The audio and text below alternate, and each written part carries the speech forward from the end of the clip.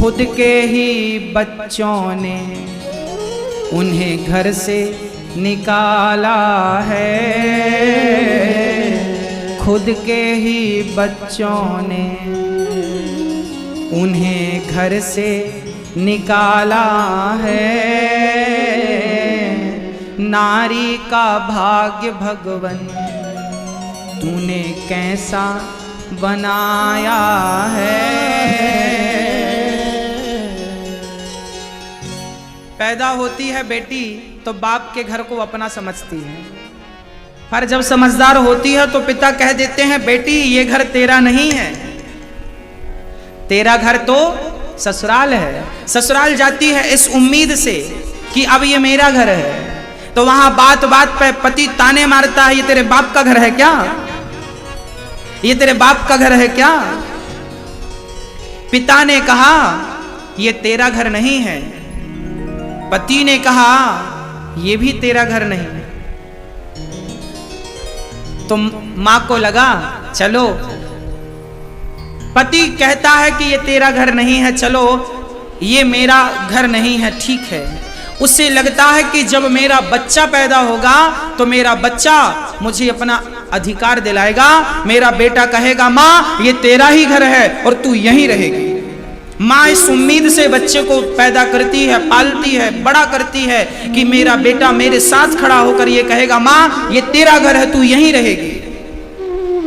पर वही बेटा जिसके लिए उसने बड़े सपने संजोए थे, वही बच्चे जब बड़े होते हैं ना, पत्नी आती है, पत्नी मीठी लगने लगती है, पत्नी को लेकर बच्चे चले जाते हैं और माँ अकेली अपने बच्चों का इंतजार करते करते जिंदगी गुजारती है।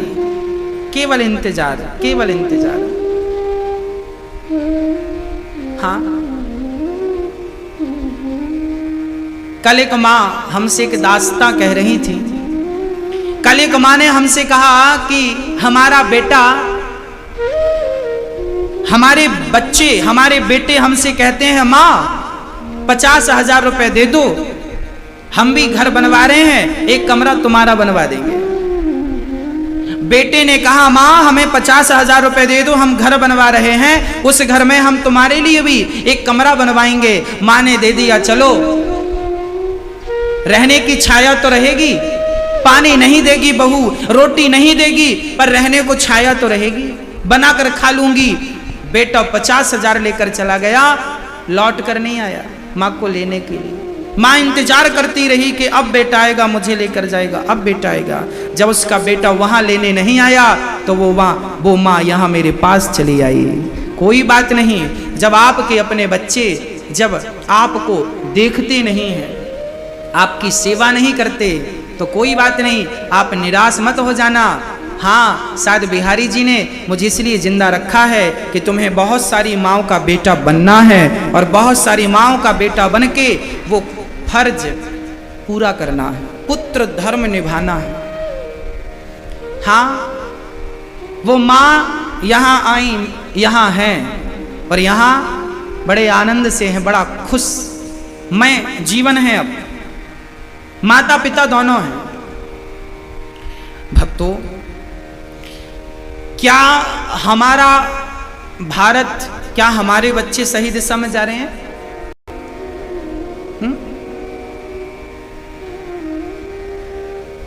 क्या संस्कार देने थे, क्या संस्कार हो गए बच्चों के?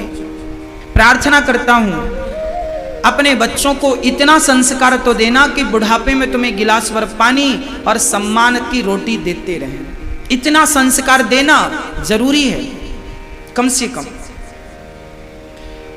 मैं आप सभी से प्रार्थना करता हूं कि इन माँओं की सेवा से जुड़िए। अब मैं आपको एक बात और बताऊं, मैंने कहा था कि माँओं के लिए, वृद्ध माँओं के लिए यहाँ आश्रम बन रहा है जहां हम माँओं की सेवा करेंगे। तो माँओं की सेवा तो चालू हो गई है, माएँ यहाँ आ गई हैं कुछ, और हमने उनकी सेवा अपनी श्रद्धा के अनुसार, हमारी ताकत के अनुसार, हैसियत के अनुसार प्रारंभ भी कर दी है। आश्रम बन रहा है, दीपावली के बाद तक कुछ रूम तैयार हो जाएंगे तो हमारी माएँ वहाँ शिफ्ट हो जाएंगी, तब तक हमने यहीं रखा है उनको अपने पास। इन माँओं की सेवा करने का मुझे जो सौभाग्य मिला है, अब मुझे एक चीज़ और आपसे कहनी है कि अभी तक तो हम ये कहते रहे कि माँओं की सेवा करनी है, पर अब दिशा बदल रही है। अब हमारे पास केवल माएँ ही नहीं, हमारे पास बूढ़े पिता भी आ रहे हैं। उनको भी एक आस जगी है, उनका भी एक मन हुआ है। बहुत सारे पिता ऐसे हैं, हाँ, जिनका कोई नहीं है, बेटा है, बहू है, नाती सब है, पर बूढ़े के कारण उनको अपनों ने त्याग दिया है। बूढ़े पिता, वो पिता भी मेरे पास आते हैं। अब आपसे मैं आज पूछना चाह रहा हूं, क्या करें? उन पिताओं की सेवा के लिए भी कदम बढ़ाएं या नहीं बढ़ाएं? आपसे पूछना जरूरी है, क्योंकि करना सब आपको ही है। हाँ, आप कहें तो आगे बढ़ें, बढ़ना उचित है कि नहीं? उन पिताओं की दशा, आज कल ही हमारे पास जिन माँ की मैं चर्चा सुनाया ना अभी कि बेटे ने 50,000 रुपए लिया, वो अकेली माँ नहीं है, दोनों पति पत्नी हैं, बूढ़ा शरीर है, पिता 80 वर्ष के हैं, 80 यहीं बैठे हैं वो। हाँ, कहाँ बैठे हैं? माँ तो ये बैठी है, पिता कहाँ बैठे हैं? आप मंच में आ जाएं तो हमें अच्छा लगेगा। माँ भी हैं और साथ में पिता भी हैं। शरीर इतना 80 वर्ष की एज है। हाँ, बुढ़ापा तो जर्जर ही होता है, बुढ़ापे में तो सहारे की जरूरत होती ही है।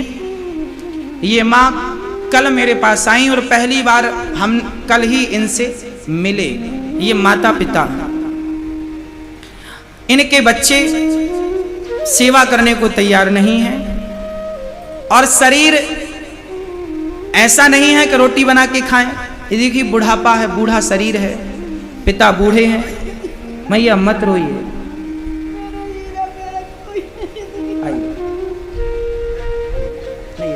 उठिए।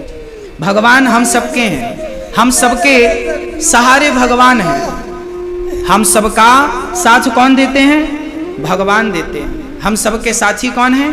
भगवान हैं। ये जब मेरे पास आए, इन्होंने कहा कि मुझे अब यहीं रहना है, मेरे तो बच्चे सेवा करते नहीं हैं और मेरा भी शरीर चलता नहीं और पैसे भी नहीं हैं। चलो पैसे हों तो लोग ये भी सोचे कि चलो कर लो व्यवस्थाएं, पैसों से बहुत व्यवस्थाएं हो जाती हैं, पर पैसे भी नहीं है, शरीर भी बूढ़ा है और बच्चों का भी